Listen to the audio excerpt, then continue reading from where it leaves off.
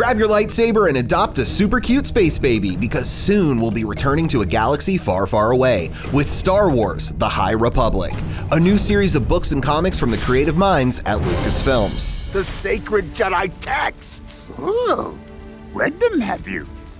Well, I mean, Page turners, they were not. Cut them some slack, man. These books aren't even out yet. On this IMDbrief, we'll explore the High Republic and take a look at the Jedi's newest villains. Lucasfilm has only officially announced publishing plans for the High Republic, but that doesn't mean the company isn't developing TV shows and films based around the new intergalactic era. In fact, Disney's announced release dates for 3 Star Wars movies, and one of those films might focus on the Jedi Golden Age. May the Force be with you. Aw, thanks, Yoda. The idea for this new era of Star Wars stories was inspired by the sweet space musings of smooth jazz enthusiast and Jedi Master Obi-Wan Kenobi. For over 1,000 generations, the Jedi Knights were the guardians of peace and justice in the Old Republic.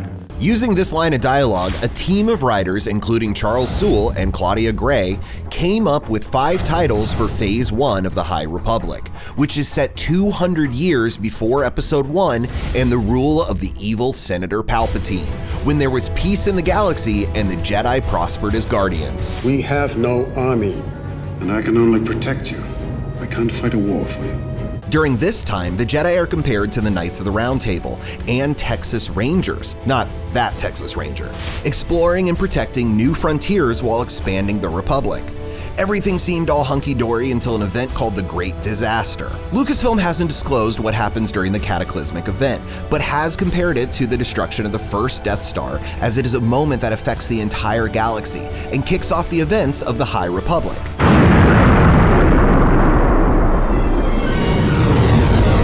Though Disney has yet to reveal what the Great Disaster is, the company has given us a pretty good idea who's behind the devastating act: a violent group known as the Nihil. The steampunk-looking baddies and newest enemies of the Jedi are referred to as Space Vikings. Yes, you heard that right, Space Vikings. How clever of me to think of it. Come along, sir, and have a care with that instrument of the devil. The Nihil are not a race, but a group of armor-wearing individuals with a creed they seem to live by. Remind you of anyone? This is the way. This is the way. But the Nihil have a different and much creepier saying than the Mandalorians, which is, you can't take it with you, but we can take it from you.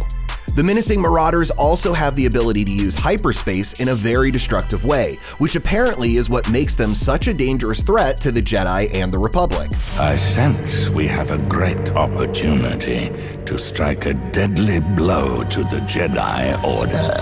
Based on the group's name, we have a theory as to why they so fearsomely hate the Jedi.